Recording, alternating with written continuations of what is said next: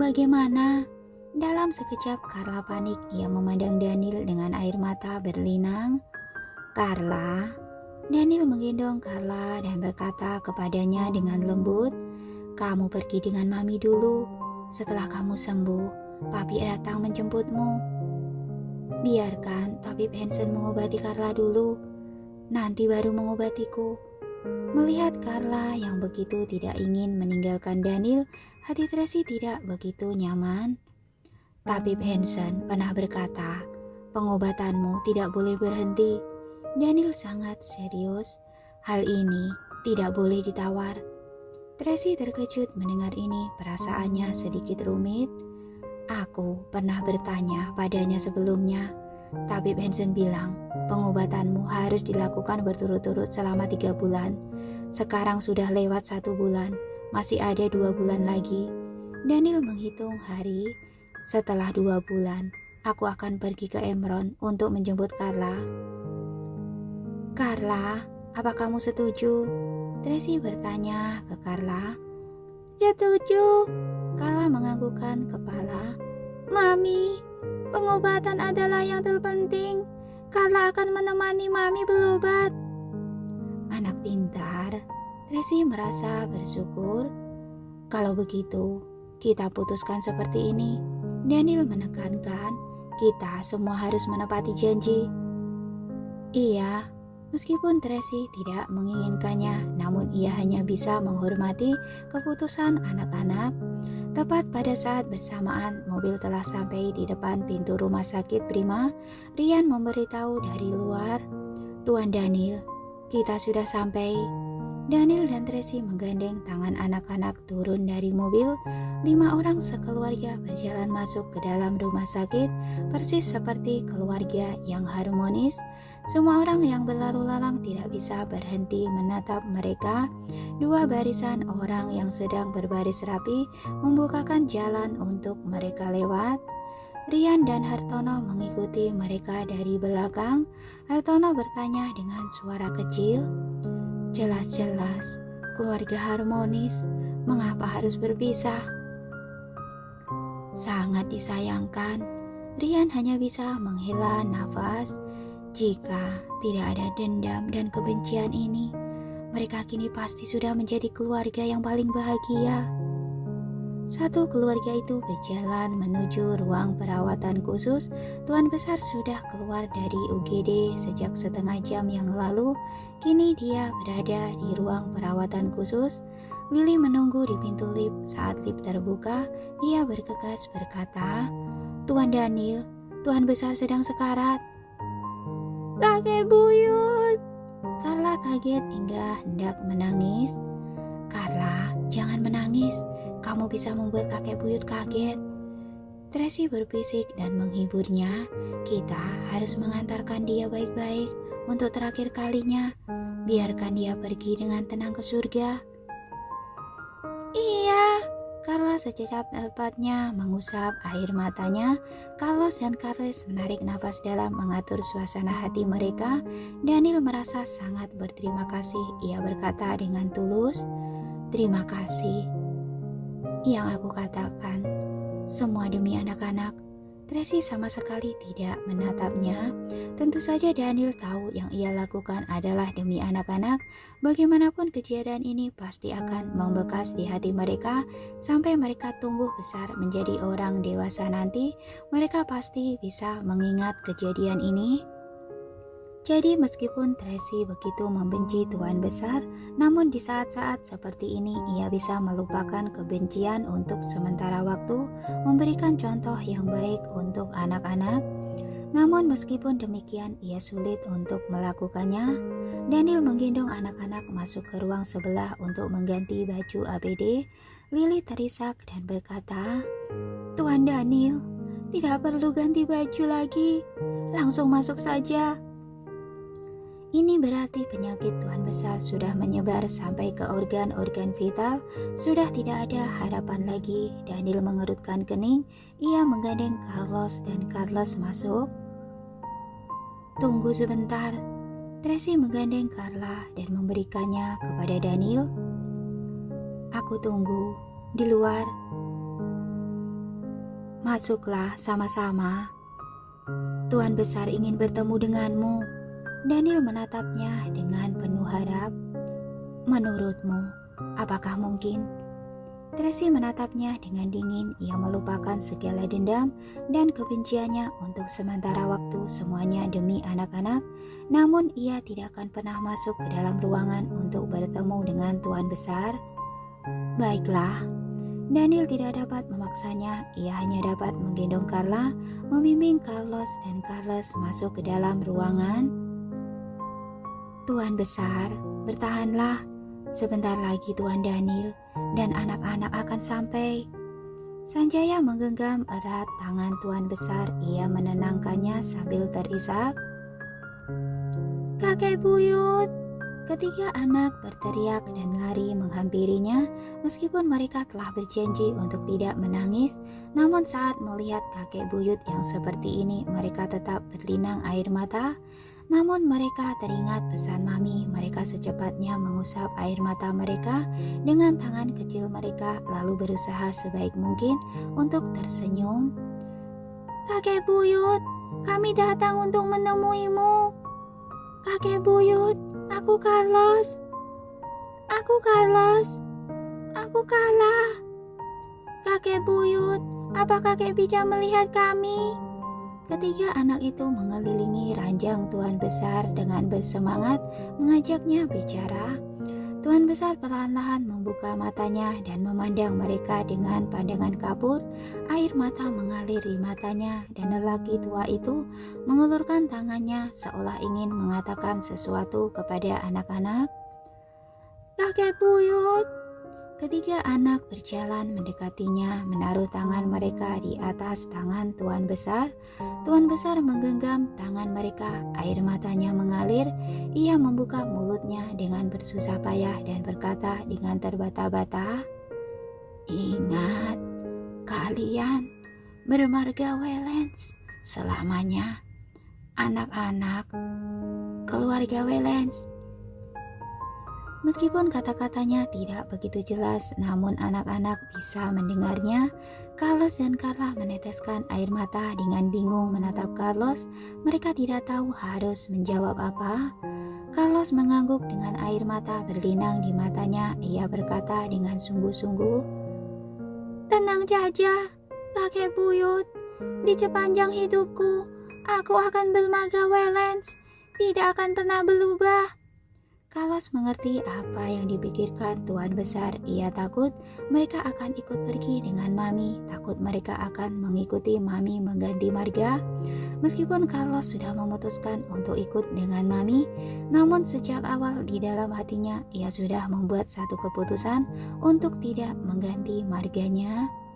Baik, baik, baik. Tuan besar berkata baik 3 kali lalu menggenggam tangan ketiga anak.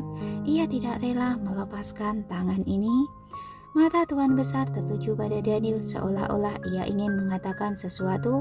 Ia berusaha sekuat tenaga namun perkataannya tidak jelas. Kakek, tidak perlu khawatir. Selama masih ada aku, anak-anak tidak akan pergi. Daniel tahu permintaan terakhir sebelum Tuan besar meninggal adalah berharap agar anak-anak tinggal di keluarga Wellens. Pada saat ini ia hanya bisa membohonginya. Dia. Tuan besar mengatakan dia 2 kali. Sanjaya sepatnya menjelaskan, Tuan besar ingin bertemu dengan Tracy. Dia di luar, biar aku panggil dia. Daniel kebingungan, ia tidak yakin, namun sekarang ini ia harus mengabulkan permintaan terakhir Tuan besar. Tracy sedang menunggu di luar sambil membalas pesan Naomi. Daniel keluar dari ruang perawatan lalu berkata dengan pelan, kakek ingin bertemu denganmu. Tidak ada yang perlu dibicarakan denganku. Tracy tidak bisa memaafkan Tuan besar. Sekarang ini ia membawa anak-anak untuk menemui orang itu. Bisa menunggu di sini dengan sabar itu sudah merupakan kebaikan terbesar. Menemui orang yang selalu menindasnya berulang kali, musuh yang selalu menyakitinya, ia tidak bisa melakukannya. Aku mohon. Daniel berjalan sampai ke depannya, memohon dengan suara pelan, "Orang tua itu sudah tidak akan lama lagi. Permintaan terakhirnya adalah ingin bertemu denganmu. Tolong berikan dia satu kesempatan." Daniel tidak pernah memohon kepada orang lain dengan putus asa seperti ini. Ia kini terlihat begitu lusuh. Ia mengenakan baju kemarin malam. Lengannya ada bekas tembakan yang hanya dibungkus dengan kain kasa. Ia belum mencukur jenggotnya. Sekujur wajahnya terlihat lusuh. Sepasang matanya memerah. Melihat rupanya yang seperti ini membuat orang menjadi sedih. Mengingat seluruh kejadian kemarin malam, kebencian masih membara di hati Tracy. Awalnya ia ingin menolak, namun ketika ia mendongakkan kepala menatap mata merah Daniel, ia akhirnya melunak. "Kamu ini merepotkan sekali." Ia mengatakan kata-kata kasar, namun ia tetap berjalan masuk ke ruang perawatan. Daniel langsung mengikutinya membukakan pintu. Di dalam ruangan ketika anak mengelilingi tuan besar, menyemangatinya. "Kakek buyut, beberapa hari yang lalu, aku mendapatkan hak paten atas ciptaanku. Aku membawa sertifikatnya. Coba lihat. Kakek buyut, cepatlah sembuh. Kakek buyut harus menemaniku mancing Bula. Kakek buyut bilang mau membawaku ke Maple untuk melihat kuda yang kakek buyut pelihara. Aku belum pergi ke sana. Kakek buyut tidak boleh ingkar janji." Tracy sangat benci dengan tuan besar. Jika bukan karena ia begitu keras kepala memaksa Daniel untuk menyerah padanya, saat itu ia tidak mungkin berpisah dengan anak-anaknya. Ia juga tidak mungkin menderita akibat perlakuan tidak adil. Bibi Juni juga tidak akan mungkin mati. Tidak hanya itu, ia juga sangat mempercayai Victoria membawa musuh masuk ke dalam rumah yang menyebabkan Carla diracuni. Bahkan hingga saat ini, saat terakhirnya, ia tidak sadar untuk berobat dan masih menyembunyikan Devina, sehingga menyebabkan adegan pertengkaran kemarin malam.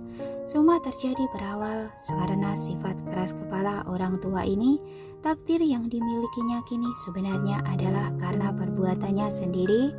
Ia membunuh anak perempuannya dengan tangannya sendiri. Kini hidupnya juga sedang berada di ujung tanduk. Ini yang disebut karma yang datang dari dosa sendiri. Namun melihat anak-anak yang sedih, perasaan Tracy campur aduk. Walaupun tuan besar sangat berbeda, namun cintanya kepada anak-anak adalah tulus. Jadi cinta anak-anak kepadanya juga sungguh-sungguh. "Kakek, dia datang," Daniel berbisik. Tuan besar berusaha keras untuk melihat Tracy, namun dengan kondisinya kini, pandangan matanya sangat buram. Ia tidak dapat melihat dengan jelas, ia hanya dapat melihat bayangannya. Ia membuka mulut seolah ingin mengatakan sesuatu, namun perkataannya tidak jelas. Daniel menarik Tracy berjalan mendekati ranjang. Ia membukukan badannya dan bertanya, "Kakek, apa yang ingin kakek katakan?" Tuan besar menyipitkan mata dengan lemah menatap Tracy. Ia bersusah payah membuka mulutnya dan berkata kata per kata, Maaf." Dua tetes air mata mengalir dari sudut matanya bersamaan dengan kata maaf yang diucapkan. Air mata penyesalan. Batin Tracy bergetar, sebuah perasaan campur aduk perlahan-lahan muncul. Saat ini semua kebencian dan dendam yang ia miliki perlahan-lahan terhapus oleh air mata dan permintaan maafnya. Sepertinya yang dikatakan di dalam buku bahwa setiap orang yang menghadapi kematian, mereka semua ingin melupakan rasa sakit dan kejahatan yang pernah dilakukan di sepanjang hidupnya. Permintaan terakhir tuan besar sebelum ia meninggal ternyata adalah meminta maaf kepada Tracy. Ia tidak pernah mengucapkan kata itu di sepanjang hidupnya, namun kini sebelum ia meninggal, ia mengatakan kata itu pertama kalinya untuk Tracy. Seluruh penyesalan dan rasa bersalah di dalam hatinya semua tertuang di dalam kata itu, penuh dengan ketulusan. Tracy tidak berkata sepatah kata pun, ia juga tidak menatap Tuan Besar, ia hanya menundukkan kepala, tidak berbicara sedikit pun. Ia terlihat begitu tenang dan dingin, namun sebenarnya hatinya sedang gundah gulana. Maaf. Tuan Besar kembali mengucapkan maaf. Ia menutup matanya perlahan-lahan. Ia tidak berharap bisa dimaafkan. Ia hanya ingin meminta maaf dengan Tracy secara langsung, mengungkapkan rasa penyesalan. Dengan begitu ia baru bisa pergi dengan tenang. Terkadang manusia ingin membuat dirinya sendiri merasa tenang. Kakek. Daniel langsung menggenggam tangan Tuan Besar. Kakek, bertahanlah. Aku akan segera memanggil dokter. Dokter, dokter. Daniel berlari keluar dan berteriak. Dokter bergegas masuk ke dalam, namun tangan Tuan Besar perlahan-lahan terkulai lemas. Maafkan aku, Presiden Daniel. Tuan Besar sudah tiada. Kakek buyut, kakek buyut.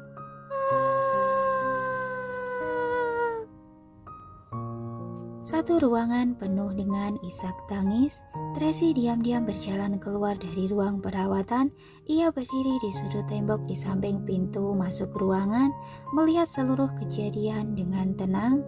Satu lutut Daniel berlutut di samping ranjang. Ia memegangi tangan Tuan Besar dengan erat, menundukkan kepala dan menangis sedih. Ketiga anak mengelilingi ranjang dan menangis terseduh-seduh. Bahkan Carlos yang biasanya kuat dan rasional kini menangis hingga tubuhnya gemetar. Carlos dan Carla menangis kencang, mereka begitu sedih. Sanjaya bersandar pada kursi roda, ia menundukkan kepala menangis. Untuk sesaat ia seolah telah kehilangan seluruh tenaganya, ia perlahan-lahan runtuh. Thomas, Rian, Andi, Kiki juga diam-diam menangis di samping. Kesedihan memenuhi ruangan, hanya Tracy yang tenang memandangi Tuan Besar. Semua dendam dan kebenciannya perlahan-lahan menghilang. Bersama dengan Tuan Besar yang meninggalkan dunia ini, pergi ke dunia yang lainnya. Devina sudah mati, Tuan Besar sudah mati, Victoria sudah mati, Linda sudah juga ditangkap. Dalam sekejap ia merasa bahwa misinya sudah selesai. Tracy tidak berada terlalu lama di dalam ruangan perawatan. Ia diam-diam pergi. Daniel menariknya sebelum ia pergi dan berkata, "Bisakah anak-anak tinggal selama beberapa hari untuk menghadiri pemakaman Tuan Besar? Setelah 3 hari, aku akan mengantarkan Carlos dan Carla padamu." Baiklah. Tracy langsung menyetujuinya. Ia pun memperingatkan Daniel, "Jangan coba-coba menipuku." "Jangan khawatir." Daniel terlihat sangat lelah. "Kamu boleh pegang perkataanku." Tracy mengangguk-anggukkan kepala. Ia memutar badannya dan pergi. Ia tidak suka situasi seperti ini. Ia ingin sendirian dengan tenang. Paula mengendarai mobil melirik ke spion tengah dengan hati-hati sambil berusaha mengamati raut wajah Tracy. "Nona Tracy, apakah Anda baik-baik saja?" "Aku baik-baik saja." Tracy sangat tenang. "Pergi ke makam Akiyama." "Hah?" Paula tertegun sejenak dan langsung menjawab, "Baik." Makam Akiyama adalah tempat di mana James Smith, ayahnya, dimakamkan. Abu jenazah Bibi Juni juga dikubur di sana. Ia bersumpah membawa darah Devina dan Linda untuk dipersembahkan ke Bibi Juni. Begitu juga ayahnya yang dari awal dipaksa mati oleh Devina. Utang darah ini kini telah terbalaskan. Namun Tracy sedikit pun tidak bahagia. Ia hanya merasakan frustasi dan tersesat. Hujan gerimis dengan udara yang sedikit dingin. Tracy mengenakan mantel dengan membawa 2 ikat bunga di tangannya. Berjalan menuju ke makam ayahnya dan Bibi Juni menaruh bunga di atas makam mereka. Lalu berkata, "Ayah, Bibi Juni, aku sudah selesai membalaskan dendam kalian. Kalian sekarang bisa beristirahat dengan tenang." Meskipun Tracy berkata seperti itu, namun ia ingat ayahnya saat itu menyembunyikan bahwa ia dianiaya. Sebenarnya karena ia tidak ingin Tracy balas dendam, ia berharap Tracy bisa melewati hidupnya dengan bahagia. Dan pesan terakhir Bibi Juni sebelum ia meninggal, kamu harus tetap hidup, tetap hidup. Semuanya berharap ia bisa hidup dengan bahagia, hal lainnya tidaklah penting. Tracy menghela nafas, bagaimanapun juga dendamnya kini sudah terbalaskan, kini saatnya ia pergi. Kota ini terlalu banyak menyimpan kenangan manis dan pahit, cinta, benci, sayang, dan dendam. Dia tidak ingin kembali lagi ke kota ini. Nona Tracy, Paula berbisik melapor.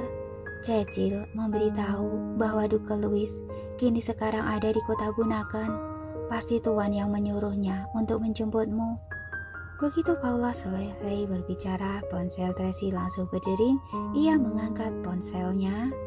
Duke Louis, Tracy, kakakmu menyuruhku aku datang menjemputmu. Apa aku boleh langsung ke rumahmu? Boleh, aku akan segera pulang. Sampai jumpa di Bukit Haruna. Oke, sampai ketemu nanti. Duke Louis penuh rasa sukacita yang begitu besar. Tracy sangat tenang. Ia tahu jika ia terus-menerus menentangnya, maka ia bisa menolak pernikahan ini.